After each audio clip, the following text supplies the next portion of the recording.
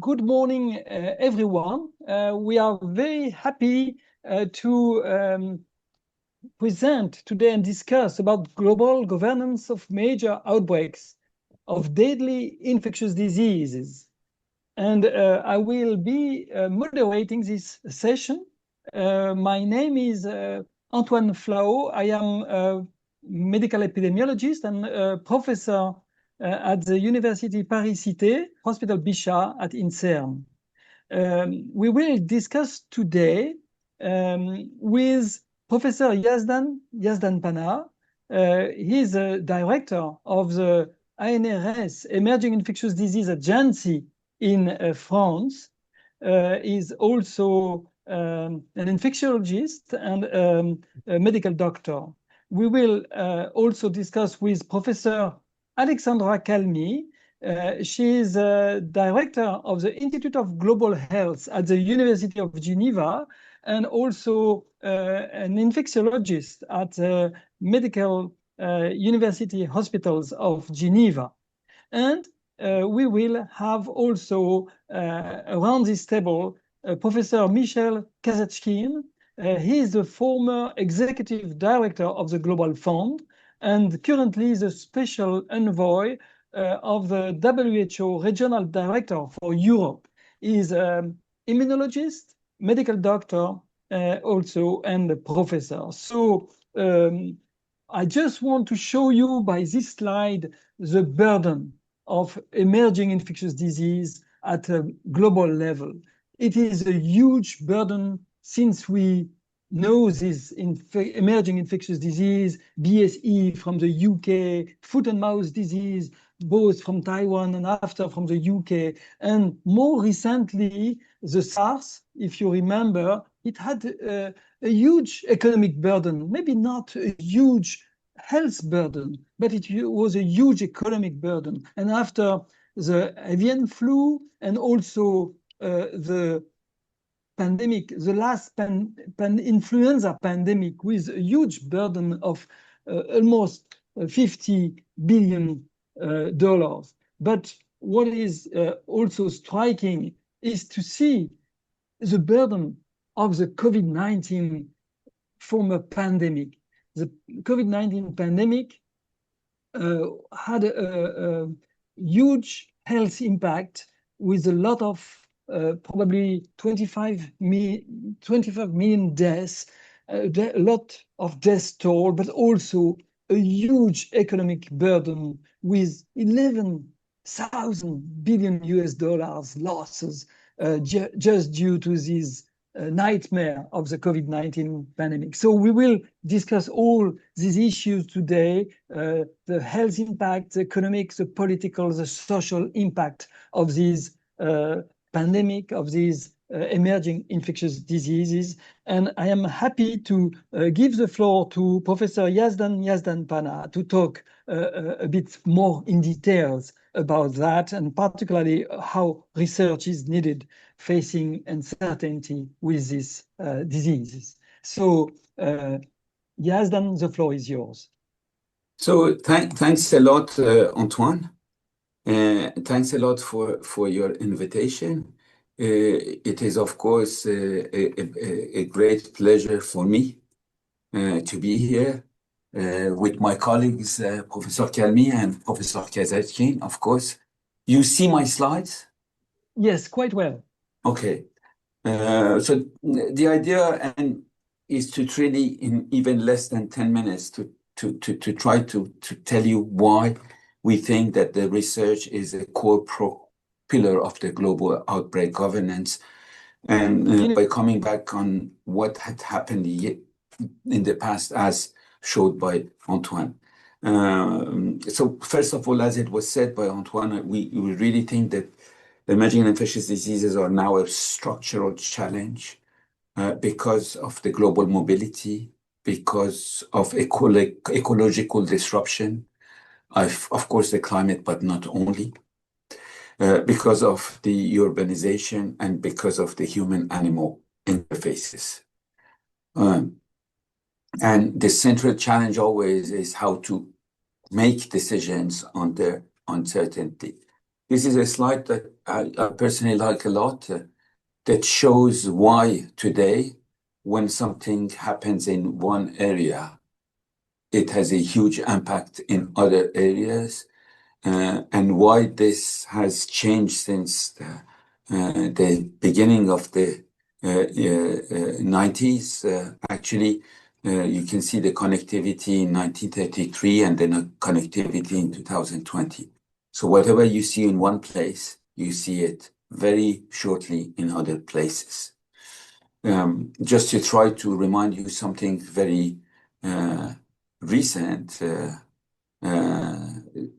this is what happened with the Hunter virus cruise ship, as called now, where you can see that an epidemic in a cruise ship, which is not at all something unusual, how it can have an impact in many, many different countries, and how it had impacted different countries. And for having actually lived what happened in the beginning of COVID, we had really the impression that we were in the beginning of the COVID, although it was not at all, and we knew it was not COVID.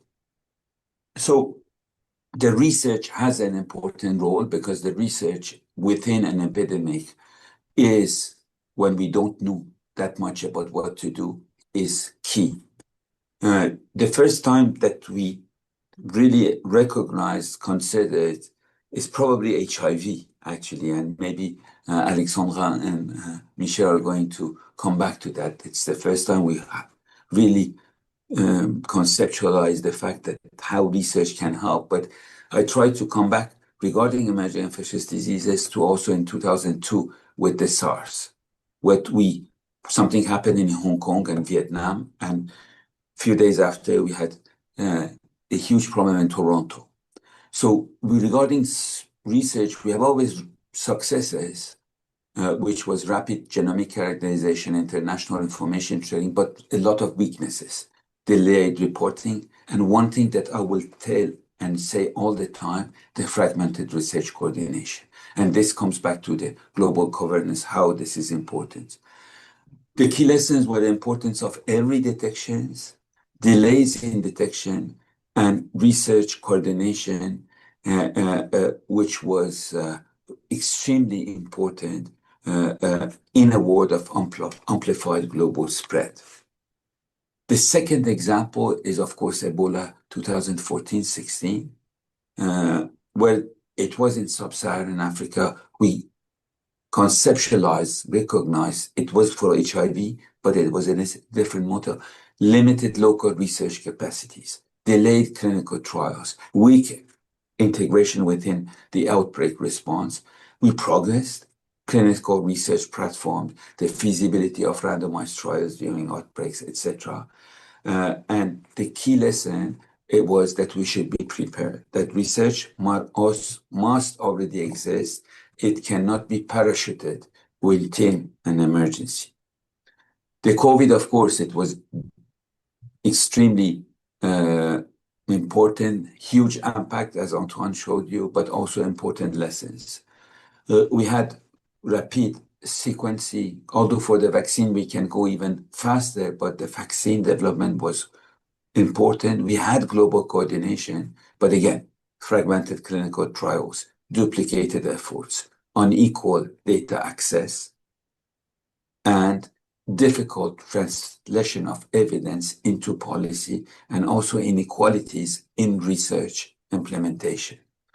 And that's where the success of science, we had it probably, but we saw how it is difficult to have governance challenges that impacted also the research conduct. That we saw that products are not enough, and the governments is very important, first of all, to try to coordinate all the research done, not fragmented, but also to translate it into action. And actually, we have now currently an Ebola outbreak in DRC and Uganda. It is basically a Bundibugyo outbreak, which was not the one that we were waiting for it. There was a delayed detection because it's specific form, because it's a war zone, because there is a cross-border data fragmentation. And of course, again, research is dependent on existing networks. Some of the networks, for example, treatment and post-exposure prophylaxis, we activated for having more rapid response, but they're all unfortunately still we are building during the crisis rather than preparing. And this is still, we are better than before, but this is still something lacking. The other thing that it is very interesting is within the outbreak, the fact that the governance now is being led more and more by Africa CDC / WHO, but Africa CDC. And I think this is a very important point, which is the implication of the country within and the region within their own epidemics. So research is a pillar of global governance, should be a pillar of global governance, but what needs to change? Networks should be ready before outbreak, harmonized protocols, real-time data sharing, sustain everyone funding, strong links between research and policies, especially for that. And I think the HIV example is very important for that. We have done a lot of progress, but still not there. Better governance, requires better research architecture, not simply research is enough. This is my last slide to try to calm the anxiety of Antoine regarding time. We have, of course, all this happening in a funding crisis, and not only a funding crisis. We have dramatic reduction in US government funding, but it is not only a question of funding. It is also a question of leadership. We are assisting to a change. We have this loss of confidence in the multilateral system, which is not only US. We have the persistent health inequities. We have an anti-science crisis. And we think that within this, it is very important to explore new models of collaboration that do not only rely on a single country or single dominance. So what is happening today, it's of course bad, but we should take the opportunity to change the way we were thinking. So to finish, outbreaks are inevitable. Evidence evolve rapidly. Prepared research systems are key to enable autonomy and legitimate decisions. And the decisive factor in the next outbreak is how quickly we are able actually to try to respond to this collectively, and that is why we need a global governance and not a governance in silos. Thanks for your attention. Thank you so much, Yazdan. It was quite concise and quite relevant. Okay, so we will, of course, come back to your key points and the role of and the sovereignty of Africa, particularly in this Ebola response today, and the role of research. I will now move to Professor Alexandra Calmi, because you played and you are still playing a leading role in the HIV response, and you often say that HIV has been key in showing us how to properly respond and prepare and anticipate against any form of emerging infectious disease. So the floor is yours, Alexandra, and I hope that you can share your slides if you have any.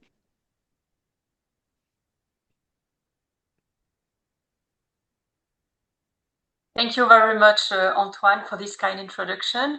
I have no slide today, so I decided that I really appreciated also the presentation for Professor Yazdampana, because many of the tools he mentioned, the tools that we know using to respond to emerging infectious disease, including Ebola, but also Mpox or COVID-19, have their roots in lessons learned from the HIV response. And I would like today to highlight 4 or 5 major lessons that HIV has taught us about preparing for future epidemics.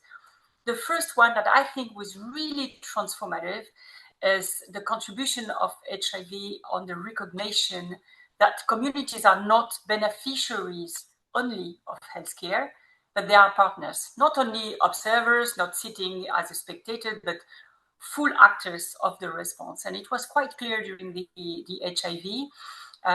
They transformed the clinical research priorities as well, trial design, drug approval processes, but also the relationship with governments and the pharmaceutical companies. That was really clear for the HIV response. And it is also always the case if you think about the lenacapavir today as an example.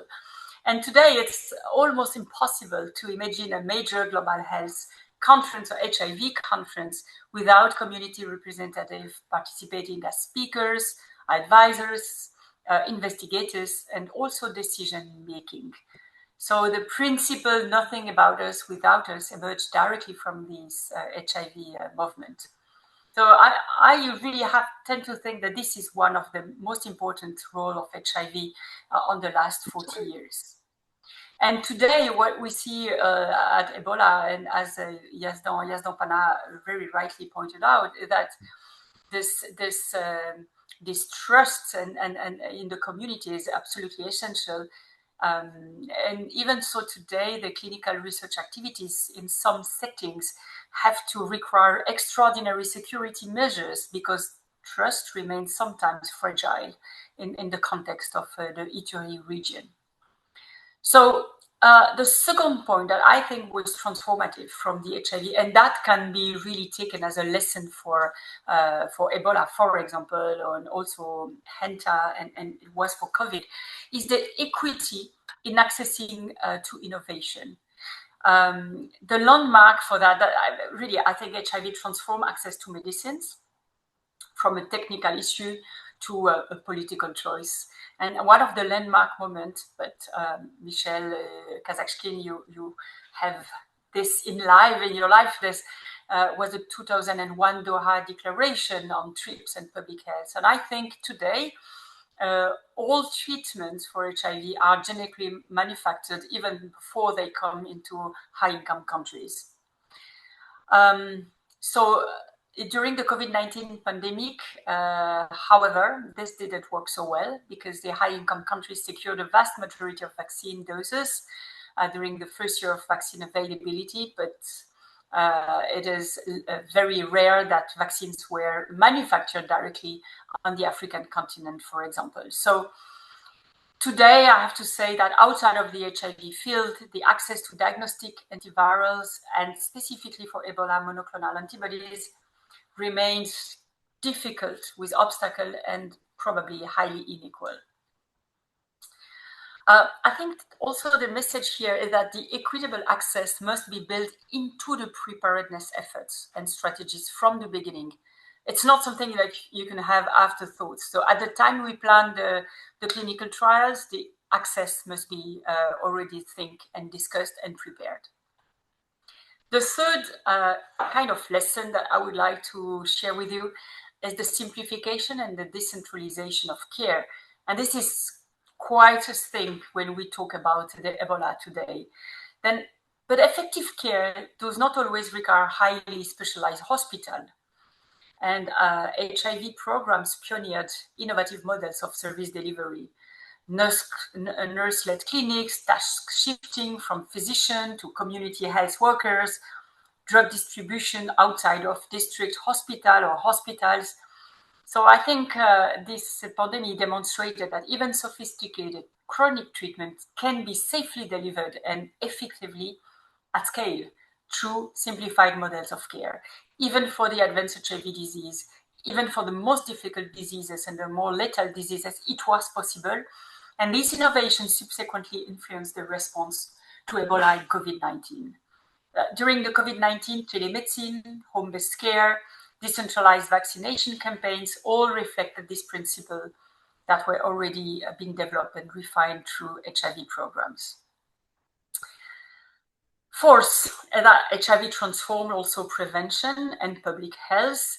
HIV became one of the most important laboratories for prevention in modern public health. And just to mention the needle and syringe exchange program, the harm reduction services, opioid substitution therapy, all this was extremely innovative. It is still very innovative and important. And it was developed as an answer to the HIV pandemic. We can also think about the pre-exposure prophylaxis, and many of those interventions were initially very controversial, but today they are recognized as some of the most effective public health interventions ever implemented.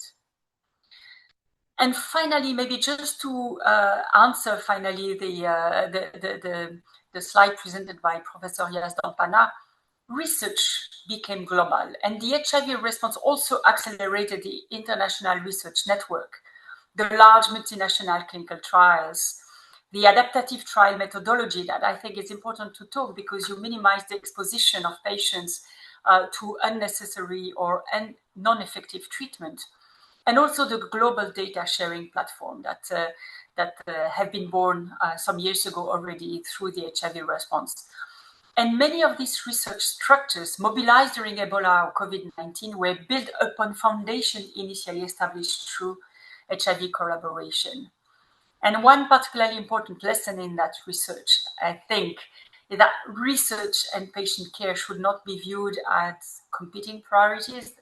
They are totally embedded in each other. And during the epidemic specifically, they must progress together. And with that, really, I would like to welcome the initiation some days ago of the first patient into the Ebola therapeutic trial. And I think this is to show how care and research must go together. So I would like to conclude with those examples to think that, yeah, HIV did not simply transform the management of one disease. It did transform how the world thinks about global health. And I would like to end my talk here. Thank you very much for your attention. Oh, thank you so much, Alexandra, for also this insightful talk. I think Michel Kazachkin, who will be the next speaker, is also, and I can say really that, is also the mentor of each of us here at this round table. And you have also a deep experience on HIV control and on this research also, as Professor Yazdan Pana said, with a key for responding effectively against these pandemics. So you will probably tell us what is the role of these multilateral organizations such as the Global Fund, but also, of course, the WHO and the United Nations in managing and coordinating these emerging infectious disease. So, Michel, the floor is yours. I don't know if you have any slides. And if... No, I do not have slides, so I will also speak to you. Good afternoon, everyone. Good afternoon, Antoine, Alexandra, Yazdan, and good afternoon to everyone on this call. With a special thought, of course, special thoughts to our colleagues in Lebanon in these difficult, very difficult times. So Antoine asked me to say a few words about the institutional and governance ecosystem behind pandemics. And I thought I would first say a few words about what some of the lessons that we learned from or are learning from COVID-19, because they set out the scene for what should be an institutional and governance ecosystem to prevent, prepare for, and respond to pandemics.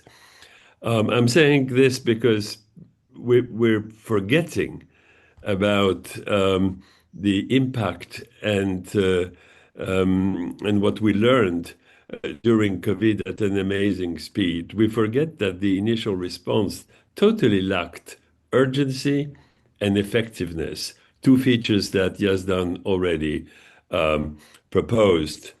Remember that when the DG of WHO declared a public health emergency of international concern end of July, that is the highest level of global alert under the international health regulations. This didn't really trigger any urgent or coordinated global response. And it was only when many new COVID cases exploded in countries that governments really took concrete steps to stop the progression. And at that time, we were faced with significant gaps in the supply of basic protective and medical equipment that neither national nor the international systems that we had were able to meet in terms of needs. There was no rapid and no dedicated funding at the required scale. There was no decentralized production and supply capacities for medical countermeasures. And the international system suffered from shortcomings in leadership and in actually defining the role of the various fragmented multilateral organizations in supporting the procurement of supplies. National health systems, you will remember, were placed under immense strain. 90% of the countries in the world reported disrupted essential services, and there were many gaps in social protection. And finally, as Alexandra reminded us, significant inequalities in access to vaccines, of course, but also to oxygen, to diagnostic tests, and that despite the fact that a global countermeasures platform called ACT-A had rapidly been established, but that could not prevent unequal access to vaccines. So at this point, I'd like to say that these unequal access and the dysfunctions of health and social protection systems during the pandemic had profound consequences, not only on health, but on economic progress, in trust in governments, in social cohesion, and on geopolitics. And I think that a lot of what we're seeing today in our societies and changes in geopolitics have been deeply influenced by the pandemic. And so the lessons is a pandemic is much more than a health crisis, and that when health is actually threatened, everything becomes threatened. The WHO, World Health Assembly, asked in 2020 an independent evaluation of what had happened and why did it all go wrong. And that evaluation was done by an independent international panel led by former President Ellen Johnson Sirleaf and former Prime Minister of New Zealand, Helen Clark. I was privileged to be part of this panel, and we made a number of recommendations. I will not go into the detail here, just to focus on three recommendations about leadership. Having a special session of the UN General Assembly, just as it happened, Alexandra reminded it, in 2001 for HIV. Second, to negotiate a pandemic treaty.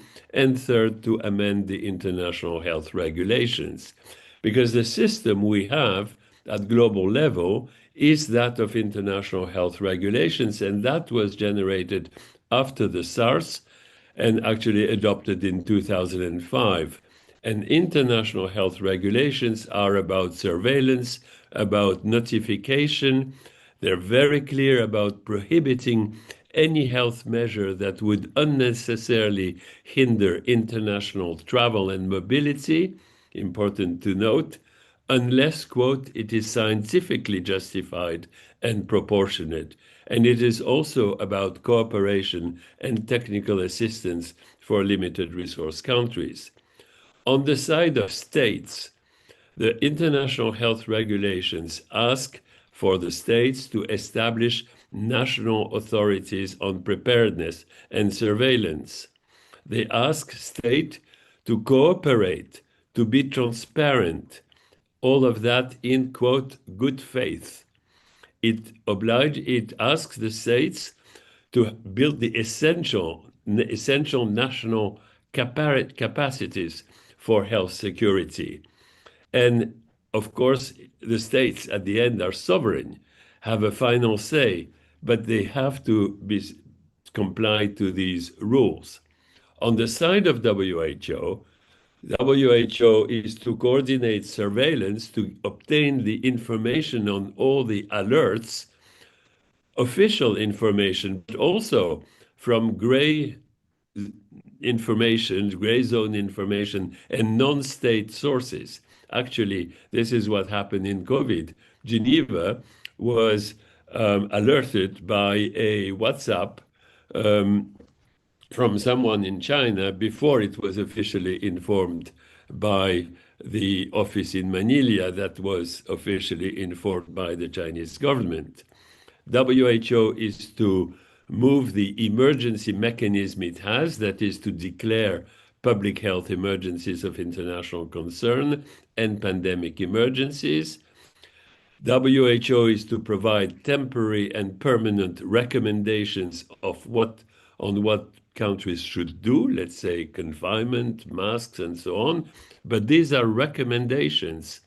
So their legal force and effect are in discussion, and their force is really only legitimate if these are backed by the best of science. And as you remember, the science has been moving and actually slowly moving in translating into recommendations and full understanding of how the virus is transmitted in the early months of 2020.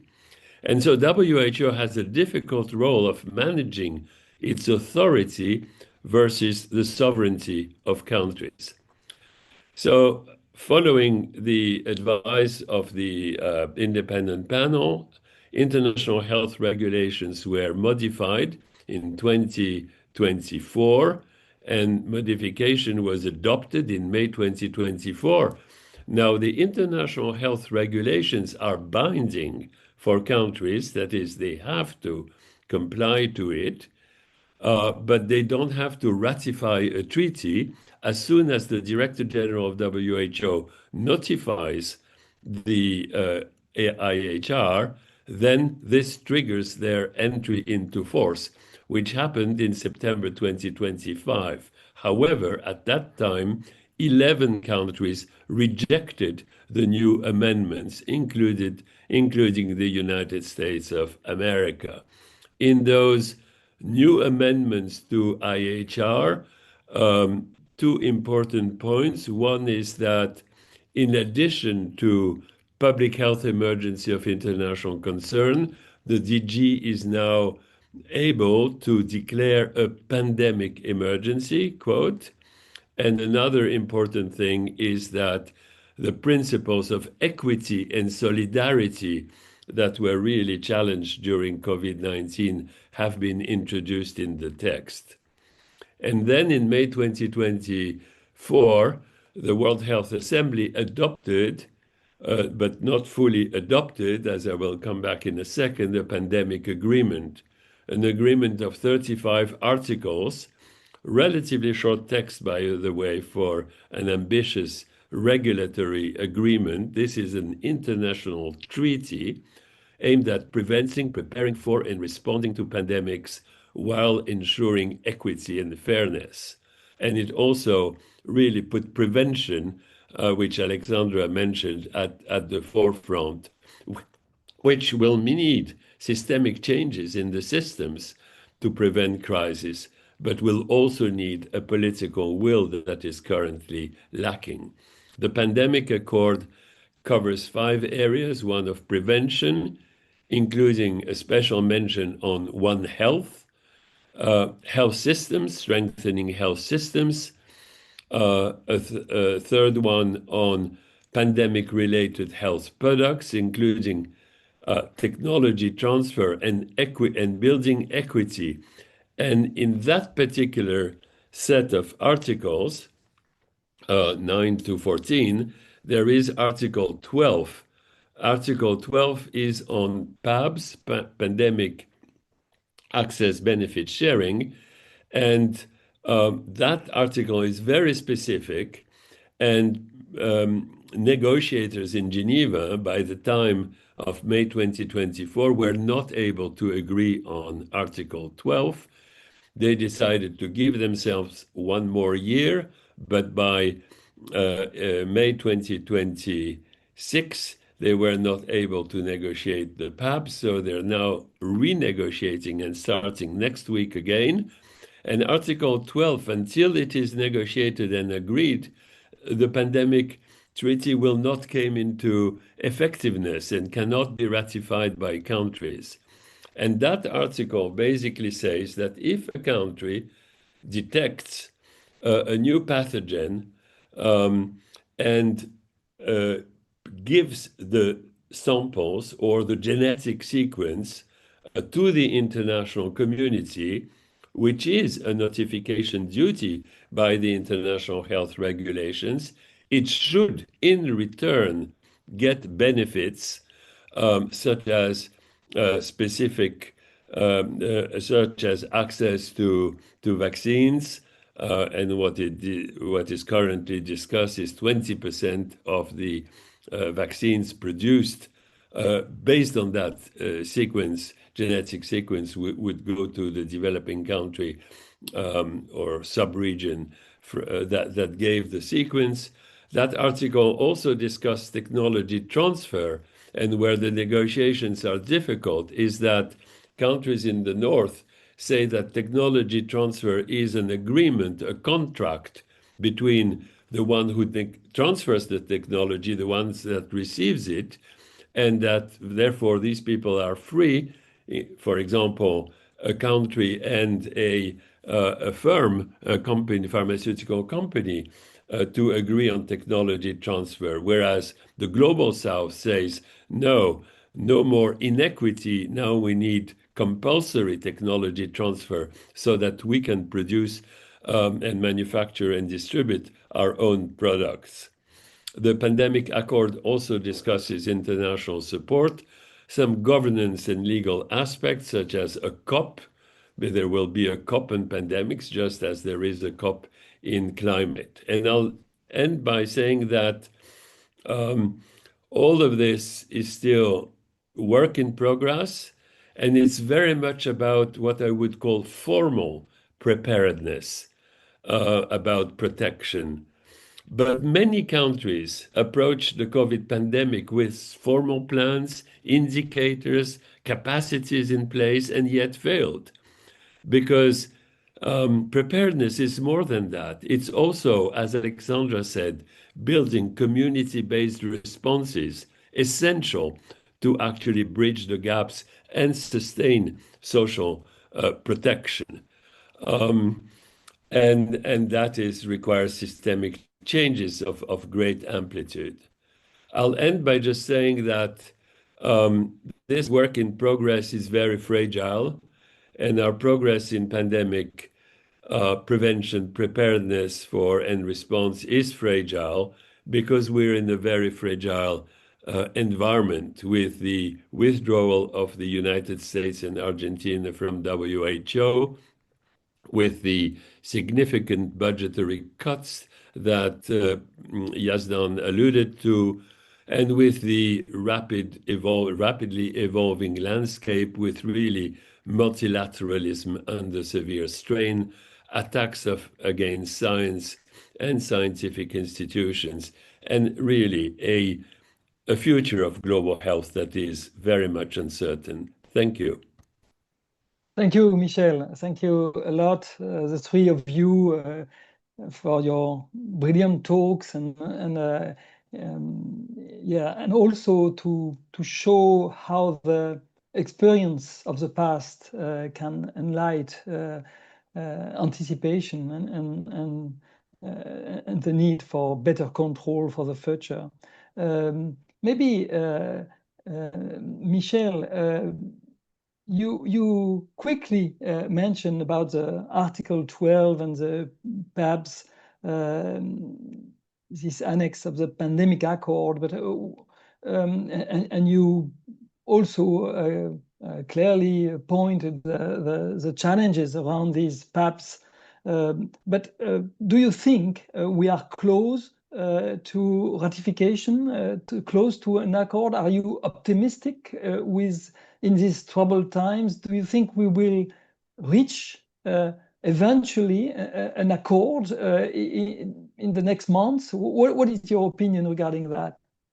I hope it's, the ability of countries of the world to come together to answer a global world challenge is really what is at stake here. So what I can say is that negotiators here in Geneva are really committed to find a solution, because if they don't, it's the sort of act of death of the international governance system that we have in health. It would be a profound failure. So they're very committed, but the determination of, let's say, the global South to say never again do we want to see what happened during COVID is also very strong. And the negotiators, let's say, from Europe, for example, are trying to find flexibility, but they're under huge pressures from their governments, and their governments are under huge pressure of the pharma industry. Let's, call things by their names. And so it's hugely difficult. I believe that we will come to an agreement, because I can't believe that, again, we will just end any perspective for multilateral governance. And probably we will come up with a diplomatic end with some subtleties in the text that will give some flexibilities to both sides in an agreement. In that way, yes, I remain optimistic, because I don't want to go into the pessimism that a failure would lead to. Thank you, Michel. And coming back to Paris now with Yazdan Pana. You remember, Yazdan, we were a bit jealous in Europe from BARDA in the USA, which succeeded to produce, to develop at least, and after to allow to produce vaccines for the global world and the global community. In Europe, to try to tackle that, the lack of BARDA during the pandemic, we created HERA. And I would like to have your thought regarding HERA. Is it for you something which will really take place of BARDA, or is it something completely different? What is your opinion? Do you think we will never again know what happened during the pandemic, and we will be able to produce now and to develop, to make the research for new products in case of a new pandemic? Yeah, thanks a lot, Antoine. So, to come back to what Michel said, I think that everyone now has understood, and as I tried to show during different epidemics, understood that we should change. We should not continue to the same way. And we have started changes. I do think that for these changes to happen, we need time, that not everything will arrive. It is not black and white. So why I say that? Because I think ERA is a very good idea. I think that we often say that we need a border like in Europe, that we lack this border like in Europe. I agree that the idea in the beginning of border was to have a border like in Europe. I think ERA is good, but I think also that HERA still is searching for himself or itself. I think that the objectives and the missions of HERA, first of all, are too large today. There are not enough focus. I think they should only focus on research and innovation, whereas they are now looking at other issues. For example, that they had during the war between, in the beginning of the war between Russia and Ukraine, there were some issues regarding stock outs of medication, etc. And I'm not sure that ERA objective should be this. I don't say that these issues of stock out are not important. I'll say that they are very important, but I think that HERA should focus on what was the missions. The other thing that probably is also an issue is that, although I think that now it's better, is the governance of HERA, where you should put it, whether it's in research, whether it's in santé, within Europe, whether it is a standalone. So I think these are things that take time. It is normal. But I think that it is a great opportunity to have ERA. I think it has already an added value. We can see it during the Bundibugyo, but I think we are not there yet. And we should be more specific, more focused on the objective of ERA, for ERA to be able to deliver like BARDA deliver. And I would always say also that we should not always say we want to do like the Americans, we want to do better than the Americans. So I think that also it's important to say that it's fine if it's not BARDA. We want to be better than BARDA. Over. Thank you, Yazdan. And it's an excellent transition for me to ask to Alexandra to comment a bit about the USA withdrawal from the WHO, because the USA played a leading role in expertise in the WHO, but not only, also with WHO collaborating centers. And now, Alexandra, you are taking the lead of the Institute of Global Health at the University of Geneva. I knew so well in the past. And so what is your thoughts about the role of this Institute of Global Health? We are hosted today by the Global Health Institute of the American University of Beirut, and there is a growing role of this Institute of Global Health. We have 2 institutes of global health in Paris too. So what is your thoughts regarding this role, and particularly with this lack of expertise which is foreseen from the USA withdrawal? Thank you very much for your question, Antoine. I think there are 2 questions. First, with the UNAIDS removal, I think it's quite clear, we have to say it loud and clear, that UNAIDS cuts killed people. So there was a brutal withdrawal of fundings, and everything that makes the HIV response so exceptional, as I've mentioned in the beginning, is really threatened by the USAID cuts. Just to take the community, the decentralization, the simplification, the post and pre-exposure prophylaxis, all of this that was, really very difficult for countries to fund, is brutally threatened. So there may always be a good, face of the middle, is that there are a lot of discussions within countries, and some countries may take themselves, of course, accountability and financing of those measures that were funded by USAID. But the brutality of what did happen in 2025 is really very exceptional. So all of this came to the second phase of your question. So what is the role? Is there a role of Global Health Institute, of academic institute, in this moving world? And I think Michel, you said, I mean, it's a global health in transition. Of course, it will never be what it was before.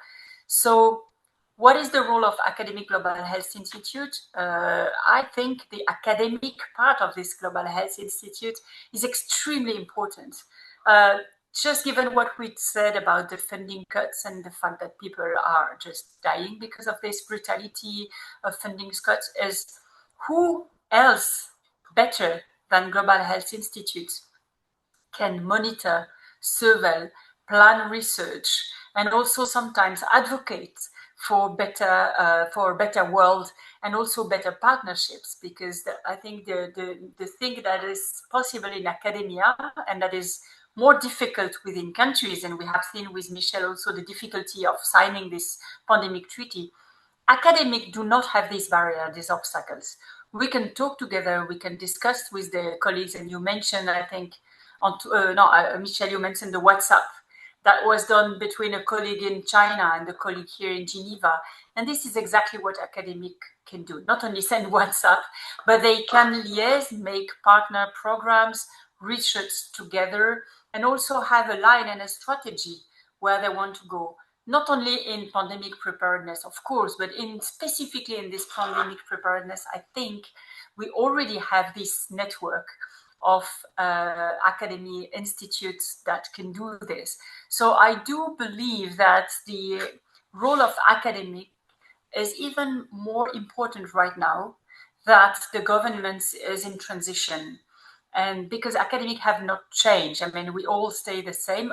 The situation in the US it's of course more difficult, but still, despite what's happened in the US, we still have formal but also informal discussion with our colleagues from the US, coming from huge universities with whom we do have partnership. So I think the role of academia and Global Health Institute is even more important today than ever, because this transition relies on data, research, and also, of course, teaching. We need to take that in mind for the next generation, not to have the same errors as what we have done in the past. So yeah, I think there is a huge role for us all. Thank you, Alexandra, for these comments. And I don't know if you have the opportunity, Yazdan, to have a look on the Q&R, because there is a comment from Maurice Schwartz from CEPI, saying that we have CEPI at the global level and ERA at the European, working hand in hand on many issues. This work is closely linked to the WHO Cork network, which includes NRS MEE as the lead for filoviruses. So I don't know if you want to comment. Yeah, so first of all, I have to say hello to Moritz. Hope he's well.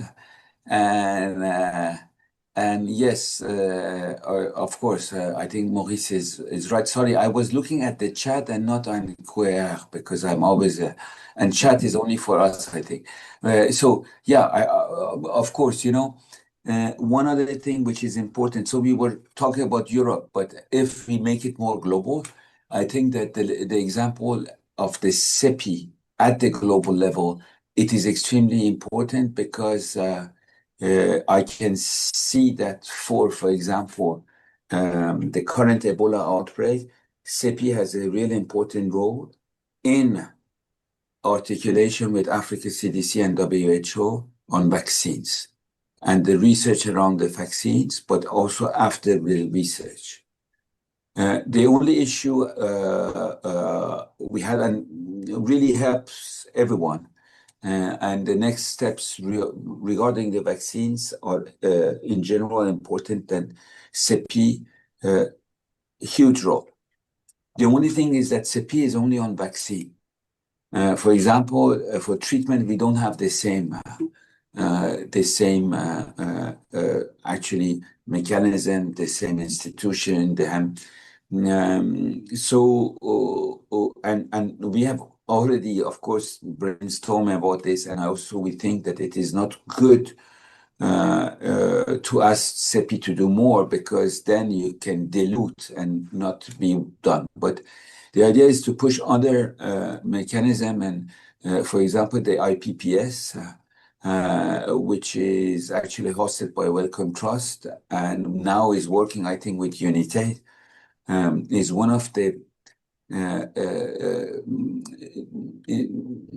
secretariats or institutions that may take the lead on treatment. And for example, I asked Alexandra to do something for them regarding Ebola, and I thank Alexandra. So I think that, yes, we talk about BARDA, HERA, which are more at the national or regional levels, and what Maurice is saying, to try to build this at the global level, is very important. Over. Thank you, Yazdan. Michel, you want to add something? Yeah, Please. a quick comment about this regional issue, which you mentioned, Antoine, about Africa, African CDC, and now we've been discussing also Europe. It's clear that regions can bring a lot in terms of coordinating research and surveillance, research and development and manufacturing of goods at regional level. And regional makes sense because the pandemic risks are different from one region to another, and there are somehow common epidemiological features to some regions that are not common to other regions. Yet, I think we should be careful. The global world cannot be only the sum of regions. And whatever the arrangements at regional level, we will need some global governance, coherence, and coordination.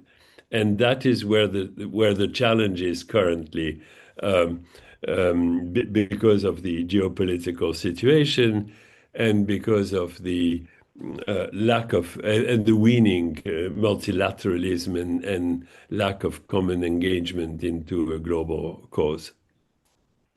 Thank you, Michel.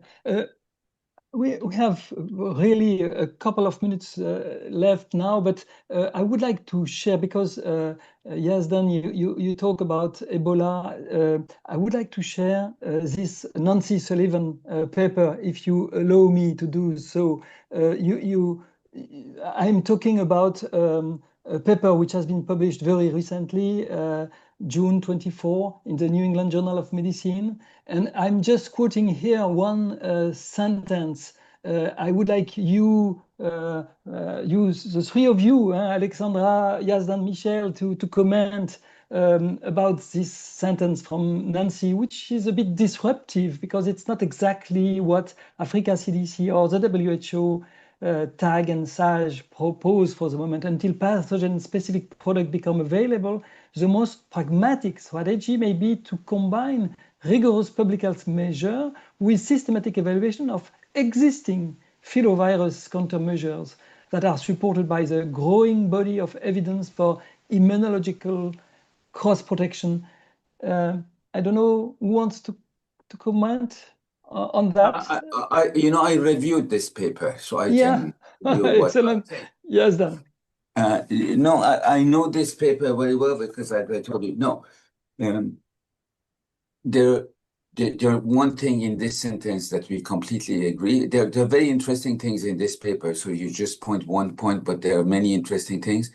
One thing is that I think rigorous public health measures is extremely important. I think the importance of that sentence is the rigorous public health.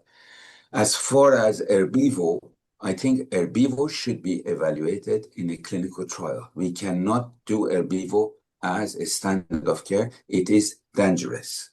It should be evaluated in a clinical trial. That we all agree. But I think that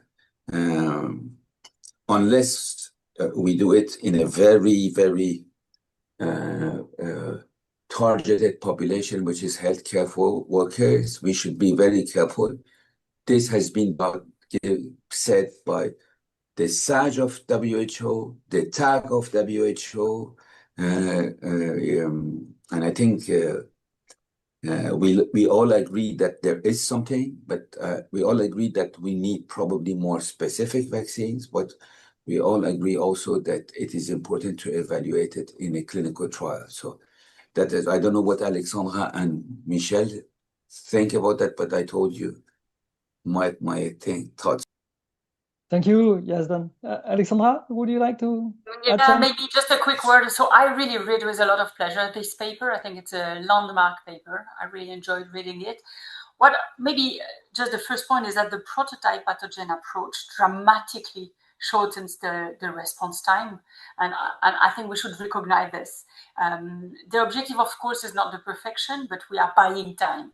And I think this is what the paper really showed, the advantages and the strength of this prototype pathogen approach.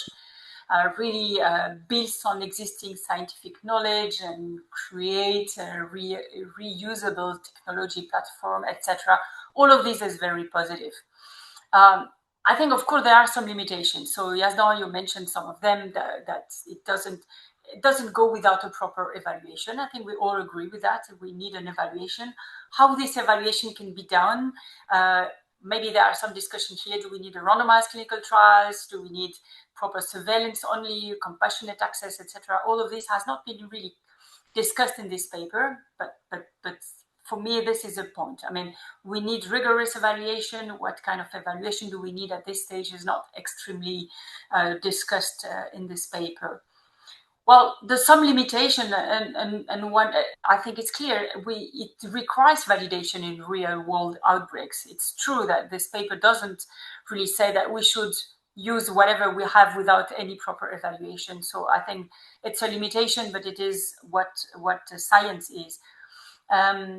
The only thing that would maybe be important from this pathogen-specific approach is it should not divert resources from even more neglected pathogen, because of course, if you do the research only on the main pathogen, you would forget the even more neglected ones. Let's say that Bundibugyo, for example, was not very frequent, so you would never have chosen Bundibugyo for doing research. So it doesn't solve all of the question of equity, access, etc. But I think it does give the strength that we can do quicker and we can build with what has been already done in former epidemics. So I think it's very good food for thoughts. Thank you. Thank you, Alexandra. And Michel, final words from very you. quickly. First, I agree with everything that was said so far. I agree with Yazdan's emphasis on public health measures. And this is actually already helping a lot. And if you think of the last Mpox outbreaks, public health measures had helped even to see number of cases decline even before vaccines came in. Second, it's hugely challenging to evaluate and conduct trials as we, in real time, as we have to put in place the care. And I'm not competent enough, in judging how difficult it is, in addition to clinical trials of novel potential vaccines, to put in evaluation of existing Ebola vaccines for the Zaire strain into the system. But I would certainly say, that it's worth evaluating, because we actually have piles of that vaccine, and it's already registered in a number of countries. And so my conclusion is consider everything, but evaluate. The risk of not evaluating is that if there is a failure and inefficiency, the distrust will only grow in a region where it is actually a major obstacle to to access to prevention research and to the care system. Thank you, Michel. Thank you, the three of you. I'm sorry we are a bit late, but not so much. It was really very insightful to have all your thoughts and comments on this global governance of major outbreaks of deadly infectious disease webinar. We had, thanks to the Global Health Institute of the American University of Beirut, and thank you, Nathalie Kawam, for having helped organizing this meeting. Thank you, all of you, the participants, and for your comments also and your questions, and thank you for participating. And we thank the World Health Summit for having invited us. Yazdan, you said you want... Given that it is American University of Beirut, I just wanted to say hello to Professor Saha. That is the only thing I wanted to. Chair of Infectious Disease in University of Beirut. Thank you. Thank you. Thank you, and goodbye, and good evening, good morning for all of you. Thank you.